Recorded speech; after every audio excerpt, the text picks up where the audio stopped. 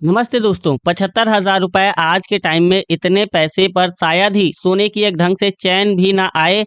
आज के समय में सोना खरीदना सिर्फ एक शौक नहीं है, बल्कि एक ज़रूरत बन चुका है। हम सब जानते हैं कि सोने का भाव कैसे तेज़ी से बढ़ रहा है, लेकिन एक आम आदमी के लिए सबसे बड़ी दिक्कत की बात तो ये है कि अगर वो गहने खरीदने जाए तो मेकिंग चार्जेस में पैसा कट जाता है और अगर बिस्किट या फिर सिक्का खरीदे तो उसे सुरक्षित रखने की टेंशन बहुत ज़्यादा बढ़ जाती है।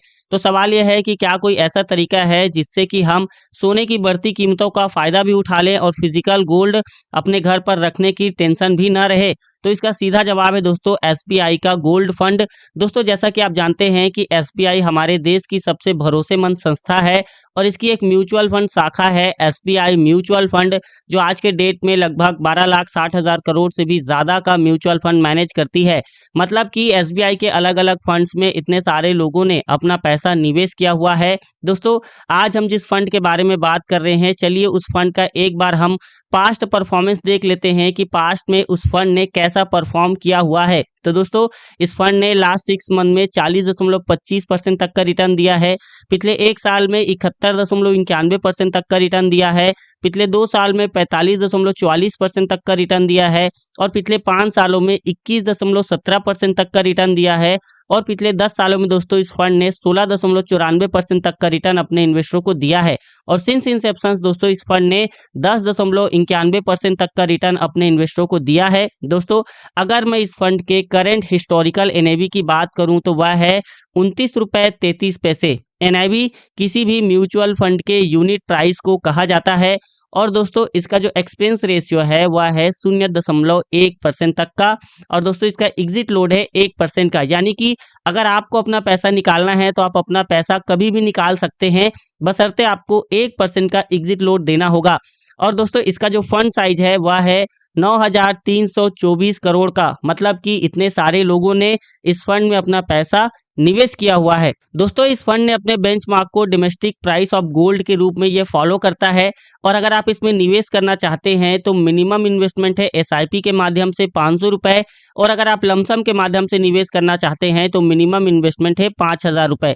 लेकिन ध्यान रहे दोस्तों, यह म्यूचुअल फंड रिस्कोमीटर के अकॉर्डिंग हाई रिस्क की कैटेगरी पर आता है, नहीं बहुत ज़्यादा डेंजर है और नहीं बहुत ज़्यादा आसान है। ठीक है, अब दोस्तों चलिए हम जान लेते हैं कि इस फंड ने अपना पैसा कहाँ कहाँ निवेश किया हुआ है। तो दोस्तों इस फंड ने अपना पूरा पैसा कमोडिटीज में निवेश किया हुआ है 98.47% तक का।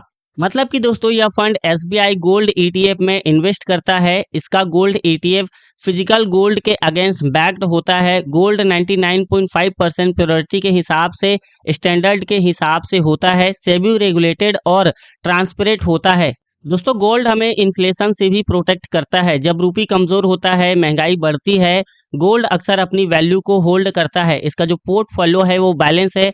अगर आप already mutual fund, stocks, SIP में इन्वेस्ट कर रहे हो तो गोल्ड एक स्टॉक अपोजिटर का काम करता है। फिजिकल गोल्ड का टेंशन यहाँ पर आपको नहीं होता, क्योंकि ना ही आपको लॉकर का खर्चा देना पड़ेगा, ना ही चोरी का रिस्क होगा, ना ही कोई आपको मेकिंग चार्जेस देना पड़ेगा। प्योर डिजिटल होगा, इजी बाय एंड सेल होगा। टैक्स क्लैरिटी की बात करूँ तो 3 साल से कम स्लैब के हिसाब से टैक्स लगेगा। 3 साल के बाद 20% विद इन एक्सटेंशन के हिसाब से टैक्स यहाँ पर लगता है। चलिए दोस्तों अब हम बात करते हैं इस फंड के अल्फा, बीटा और दोस्तों इसके शार्प रेशियो के बारे में। दोस्तों अल्फा का मतलब होता है फंड ने मार्केट के कंपैरिजन में एक्स्ट्रा कितना रिटर्न दिया है। एसबीआई गोल्ड फंड का जो अल्फा है वह है 0.72% का। इसका मतलब अगर गोल्ड मार्केट ने 10% रिटर्न दिया तो ये फंड लगभग 10.72% का देने की कोशिश करेगा। अल्फा पॉजिटिव होना एक अच्छी साइन होती है। इसका मतलब फंड मैनेजर सिर्फ गोल्ड फॉलो नहीं कर रहा है, थोड़ा बेटर परफॉर्मेंस भी यहाँ पर निकाल रहा है। जब निगेटिव अल्फा होता है तो वो थोड़ी सी वार्निंग के टाइप हो जाती है। अब दोस्तों हम बात करते हैं इसके बीटा की। बीटा का मतलब होता है मार्केट के मूवमेंट के साथ कितना ये ऊपर नीचे होता है। इसका जो बीटा है वह है 0.99% का। मार्केट 1% ऊपर होता है, फंड लगभग 0.99% ऊपर।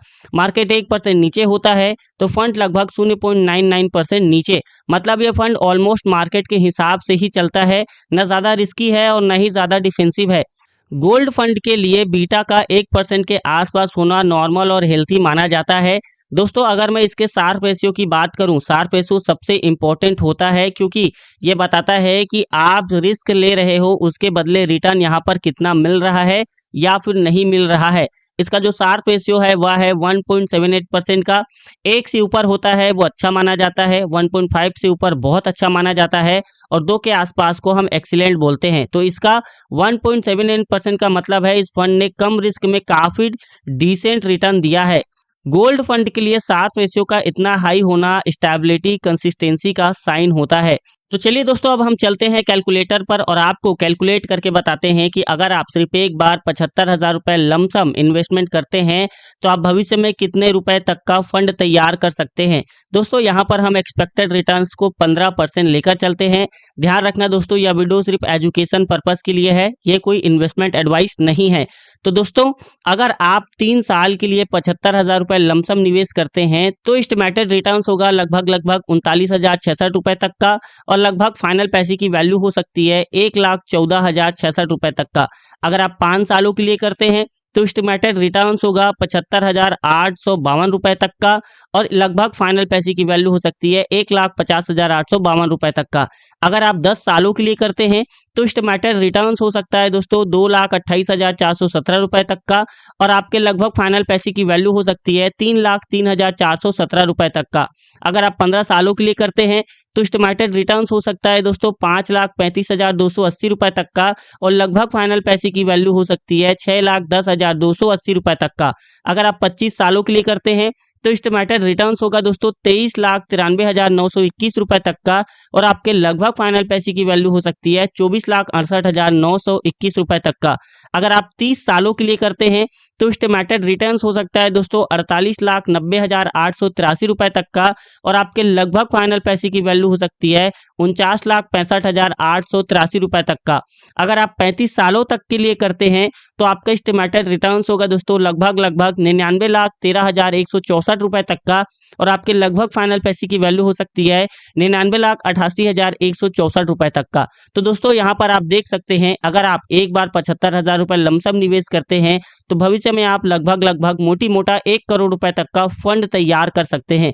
अब दोस्तों मैंने आपको इस वीडियो में जो भी कैलकुलेशन बताए हैं वो पास्ट परफॉर्मेंस के बेसिस में बताए हैं। भविष्य में ये जो रिटर्न्स है वो कम भी हो सकते हैं और ज़्यादा भी हो सकते हैं, इसकी यहाँ पर कोई गारंटी नहीं है। और दोस्तों मैंने मेरी एक और बेहतरीन वीडियो में समझाया है कि कैसे आप सिर्फ 45,000 रुपये लमसम इन्वेस्टमेंट करके भविष्य में एक मोटा और तगड़ा फंड तैयार कर सकते हैं। तो उस वीडियो का लिंक मेरे एंड स्क्रीन पे आ रहा होगा, आप उस वीडियो को क्लिक करके देख सकते हैं। दोस्तों अगर आप हमारे चैनल पर नए हैं तो चैनल को सब्सक्राइब करके बेल आइकन को प्रेस जरूर कर देना। दोस्तों यह वीडियो सिर्फ एजुकेशन पर्पस के लिए है, इसमें बताए गए रिटर्न्स अनुमानित हैं या कोई फिक्स रिटर्न नहीं है। म्यूचुअल फंड निवेश बाजार जोखिमों के अधीन है, रिटर्न की कोई गारंटी नहीं है। निवेश करने से पहले कृपया अपने वित्तीय सलाहकार से सलाह लें, तब जाकर ही किसी भी म्यूचुअल फंड में निवेश करें।